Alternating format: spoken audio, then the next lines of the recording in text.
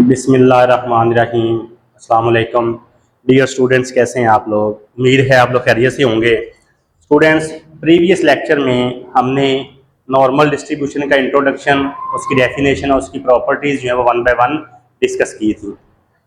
आज के इस लेक्चर में हम एक्सरसाइज जो 10.1 है उसके क्वेश्चन सोल्व करेंगे और नॉर्मल डिस्ट्रीब्यूशन और स्टैंडर्ड नॉर्मल डिस्ट्रीब्यूशन में जो रिलेशन है उसको डिस्कस करेंगे।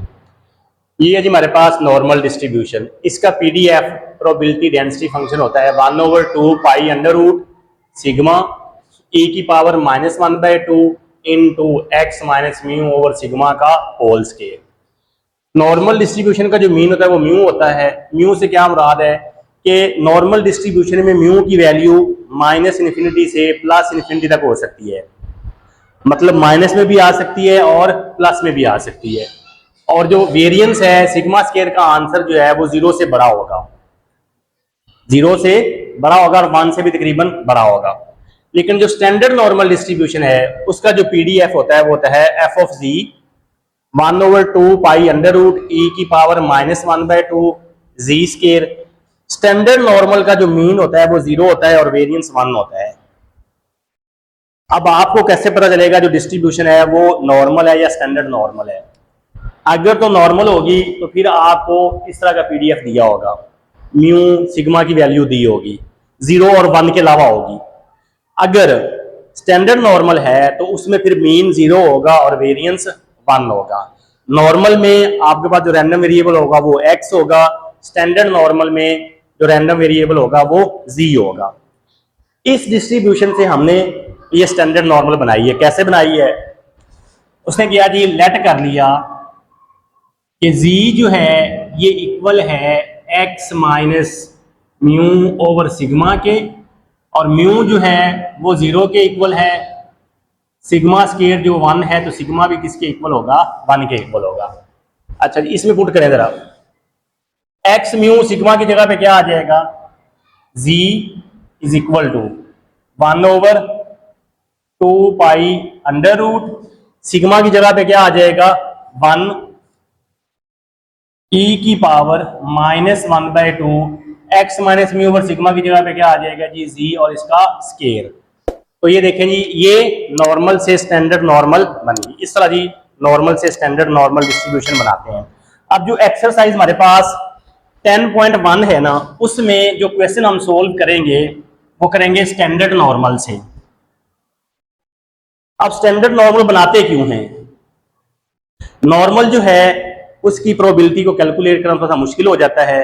तो जो स्टैटिस्टिशियन थे उन्होंने क्या किया, उन्होंने म्यू की वैल्यू 0 ले ली, वेरिएंस की वैल्यू 1 लेके जितनी भी -4 से +4 तक प्रोबेबिलिटीज थी वो सारी कैलकुलेट करके उन्होंने एक टेबल बना दिया।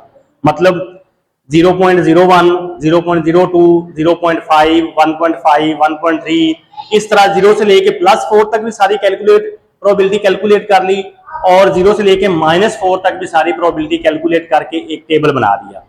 तो इसलिए हम नॉर्मल से फिर स्टैंडर्ड नॉर्मल बनाते हैं ताकि हम टेबल यूज कर सकें और हमारी जो कैलकुलेशन है वो इजी हो जाए। तो अब हम इसके क्वेश्चन देखते हैं जी। एक्सरसाइज है जी हमारे पास 10.1, क्वेश्चन नंबर 2 का ए पार्ट है। Find ordinate of the standard normal curve at z की दिस वैल्यू पे और z की इस वैल्यू पे। दो चीजें आपने याद रखनी है। Number 1, for ordinate we use PDF. Ordinate बेशक नॉर्मल का हो या स्टैंडर्ड नॉर्मल का हो, उसके लिए हम प्रोबेबिलिटी डेंसिटी फंक्शन को यूज करेंगे। अगर वो कहे जी प्रोबेबिलिटी फाइंड करें या एरिया फाइंड करें, उसके लिए फिर हम मुख्तलिफ फार्मूले यूज करेंगे। वो जो फार्मूले वो आगे हम डिस्कस करेंगे।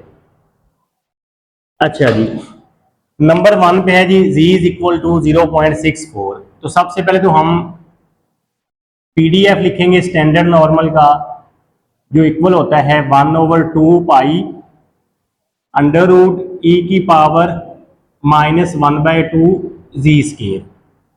तो जी उसने बता दिया है जी 0.64, 1/2 पाई अंडर रूट e की पावर -1/2 और z है 0.64 का स्केयर।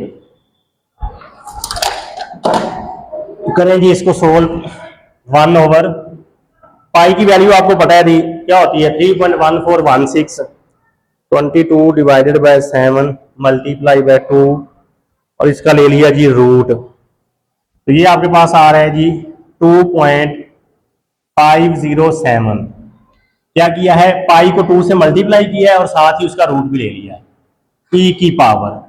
इसका स्केयर करके साथ ही 2 से डिवाइड कर देंगे। 0.64 का स्केयर किया, 0.64 का स्केयर डिवाइडेड बाय 2, ये आ गया e की पावर -0.205। 1 डिवाइडेड बाय 2.507, ये आंसर आपके पास आ गया जी 0.399 और ये इससे मल्टीप्लाई हो रहा है। शिफ्ट दबा के आप लॉग का बटन दबाएंगे, ये वाला लॉग LN वाला, पहले शिफ्ट फिर लॉग, शिफ्ट दबाया लॉग दबाया तो ये आपके पास आ गया ई की पावर जो है वो है -0.205। तो ये आपके पास आंसर आ गया जी 0.815। अब इन दोनों को कर देंगे मल्टीप्लाई, 0.399, ये आंसर आपके पास आ गया जी 0.325। अब जब z क्या है आपके पास 0.64। इसी तरह जी f ऑफ z जो है ये इक्वल होता है 1/2 पाई रूट e की पावर -1/2 z स्केयर, और z उसने बता दिया जी वो क्या है 2.84 1/2 पाई अंडर रूट e की पावर -1/2, z की जगह पे क्या आ जाएगा जी 2.84 का स्केयर। इसको सिंप्लीफाई किया, 2 को पाई से मल्टीप्लाई करके रूट लिया, ये आंसर आ गया 1/2.507। अच्छा जी, अब इसको 2.84 का स्केयर किया और मल्टी डिवाइड किया जिसको 2 से, ये आपके पास आ गया जी e की पावर -4.038। इसको डिवाइड करवाया, ये आंसर आ गया 0.399। शिफ्ट लॉग माइनस आंसर, ये आपके पास आ रहा है जी 0.018। इन दोनों को कर देते हैं जी मल्टीप्लाई, 0.399, ये आपके पास आंसर आ रहा है जी 0.007। कब, जब आपके पास z की वैल्यू क्या है जी 2.84। नहीं जी, ये था इसका फर्स्ट और सेकंड पार्ट। नेक्स्ट इसका थर्ड और फोर्थ देखते हैं। नेक्स्ट है जी हमारे पास थर्ड पार्ट। अब उसने z की वैल्यू नेगेटिव दे दी है, तो पहले वही फार्मूला लिखेंगे, f of z 1/2 pi under root e की पावर -1/2 z स्केयर, और जो z है जी वो है -0.84 1/2 पाई अंडर रूट e की पावर -1/2, z की जगह पे क्या आ जाएगा जी -0.84 का स्केयर। हाँ जी, 2 को पाई से करते हैं मल्टीप्लाई, ये 2 को पाई से मल्टीप्लाई करेंगे, पाई की वैल्यू 22/7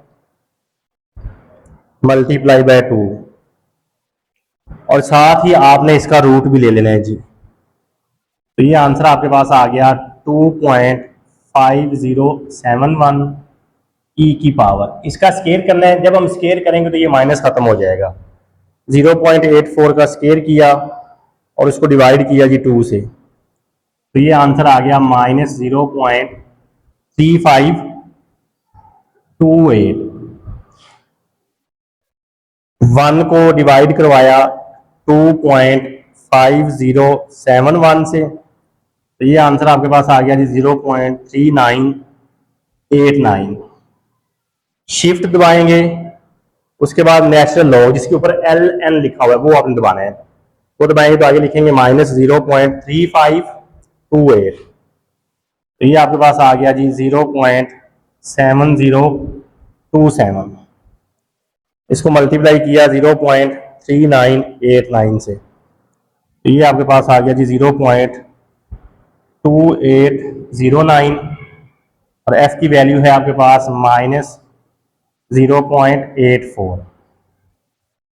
इसी तरह जी यहाँ पे भी पहले क्या लिखेंगे, पीडीएफ लिखेंगे, F of G is equal to 1/2 pi under root E की पावर -1/2 जी स्क्वायर। जी की जगह पे क्या आ गया जी -2.08 1/2 पाई अंडर रूट ई की पावर -1/2, और जी की जगह पे क्या आ जाएगा जी -2.08 का स्केयर।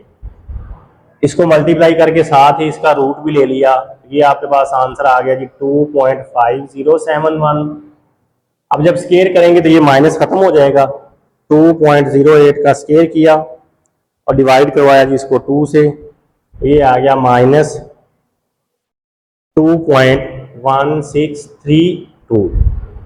इसको जब डिवाइड करवाया तो ये आ गया 0.3989, shift natural log minus answer, तो ये आपके पास आ गया जी 0.1150। अब इसको मल्टीप्लाई करवाते हैं 0.3989 से, तो ये आपके पास आ गया जी 0.0459। अब जब z जो है वो आपके पास है -2.08। लेंगे स्टूडेंट, ये था क्वेश्चन नंबर 2 का ए पार्ट। अब हम देखते हैं इसका बी पार्ट। नेक्स्ट है हमारे पास क्वेश्चन नंबर 2 का बी पार्ट। ये देखें जी, लिखा हुआ है verify that the ordinates of the standard normal curve at z is equal to 1.27 and z is equal to -1.27 are equal. Find the ordinate at z is equal to 0. वो कहता है जी prove करें कि ऑर्डिनेट जो है z is equal to 1.27 और -1.27 ये equal है। उसके बाद जब z 0 हो उसकी वैल्यू फाइंड करें। सबसे पहले तो हमें स्टैंडर्ड नॉर्मल का पीडीएफ पता होना चाहिए। क्या होता है जी PDF, F of G is equal to 1/2 pi under root E की पावर -1/2 जी स्क्वायर। जी की वैल्यू है जी 1.27, 1/2 पाई अंडर रूट ई की पावर -1/2, जहां पे जी था वहां पे क्या आ जाएगा 1.27 का स्केयर। हाँ जी, इसका क्या करेंगे, पाई की वैल्यू 22/7, 22/7 और मल्टीप्लाई किससे करेंगे जी 2 से, और साथ ही इसका रूट भी ले लें। तो ये आंसर आपके पास आ गया जी 1/2.5071। 22/7 को 2 से मल्टीप्लाई किया, साथ ही उसका रूट भी ले लिया ई की पावर। इसका स्केयर करेंगे और इससे डिवाइड करेंगे। 1.27 का स्केयर किया और साथ ही इसको 2 से डिवाइड भी करवा दिया, तो ये आपके पास आ गया जी ई की पावर -0.8065। अच्छा जी, 1 को डिवाइड करवाया 2.5071 से, 1 डिवाइडेड बाय 2.5071, ये आपके पास आंसर आ गया जी 0.3989। अब ये कैसे आएगा, शिफ्ट दबा के लॉग दबाएंगे। लॉग कौन सा, जिसके ऊपर LN लिखा हुआ है, एक पे लिखा हुआ है LOG, वो नहीं, शिफ्ट दबा के LN लिखेंगे तो आपके पास ये आ जाएगा।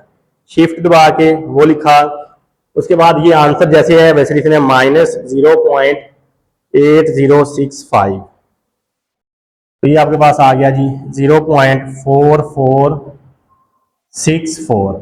अब क्या करेंगे, इन दोनों को मल्टीप्लाई कर देंगे, मल्टीप्लाई बाय 0.3989, ये आपके पास आंसर आ गया जी 0.1781। कब, जब जी आपके पास क्या है जी 1.27, इसको नंबर 1 कह दें, ठीक है जी। अब नाउ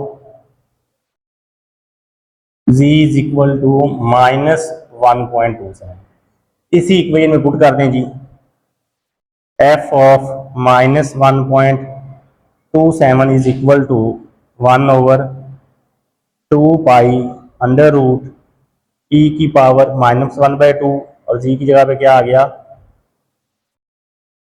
-1.27 का स्केयर। इसको जी सिंप्लीफाई किया, मल्टीप्लाई करके साथ ही रूट ले लिया, तो ये आ गया 2.5071। अब ये जो माइनस है इस स्केयर की वजह से खत्म हो जाएगा, इसका स्केयर किया, माइनस खत्म हो गया, साथ ही 2 से डिवाइड करवा दिया, ये आंसर आ गया -0.8065। इसको सिंप्लीफाई किया जी, तो ये आंसर आ गया 0.3989। इसको किया तो ये आ गया 0.4464। दोनों को मल्टीप्लाई करवाया जी, तो आंसर हमारे पास आ गया 0.1781। इसको मैंने इक्वेशन नंबर 2 कह दिया, और ये थी -1.27 की वैल्यू। अब देखें जरा, जो इक्वेशन 1 का आंसर है वही इक्वेशन 2 का आंसर है। अगर राइट हैंड साइड्स इक्वल हों तो लेफ्ट हैंड साइड्स भी इक्वल होती हैं। क्या लिखेंगे जी, from equation 1 and 2 z is equal to 1.27 जो है ये इक्वल है जी z इक्वल टू -1.2। यही हमने प्रूव करना था कि ये दोनों की वैल्यूज जो हैं वो इक्वल है। या दूसरे लफ्जों में आप ये लिख लें, f ऑफ 1.27 जो है ये इक्वल है जी f ऑफ -1.27, हैंस प्रूव्ड। ये लें जी। उसके बाद उसने कहा था जी z जब 0 हो तो फिर उसकी भी वैल्यू फाइंड करें। तो f ऑफ 0 कहाँ पे पुट करेंगे, इसी इक्वेशन में 1/2 पाई अंडर रूट e की पावर -1/2 0 का स्केयर। पाई को 2 से मल्टीप्लाई करके साथ ही रूट ले लिया, ये आंसर आ गया 2.5071। तो ये बन गया जी e की पावर 0। 0 जब इससे मल्टीप्लाई होगा 0 हो जाएगा, और आपको पता है जी जब इसको डिवाइड करवाया तो ये आंसर आ गया 0.3989। और किसी भी चीज़ की पावर 0 जो है इसको डिवाइड करवाया तो ये आ गया 0.3989। और किसी भी चीज़ की पावर 0 जो है ये 1 होती है, तो ये आंसर आपके पास आ गया 0.3989 f ऑफ 0। लें जी स्टूडेंट, ये था आपके पास क्वेश्चन नंबर 2 का बी पार्ट। स्टूडेंट्स आज के लिए मेरा यही काम है। अगर आप चैनल पे नए आए हैं और अभी तक आपने चैनल को सब्सक्राइब नहीं किया तो जल्दी से चैनल को लाइक कर दें, सब्सक्राइब कर दें, और बेल आइकन को आपने लाजमी प्रेस करना है ताकि आने वाली हर नई वीडियो का नोटिफिकेशन आप तक पहुँच सके। एक नई वीडियो के साथ दोबारा फिर मिलते हैं। अपना ख्याल रखिएगा। अल्लाह हाफिज़।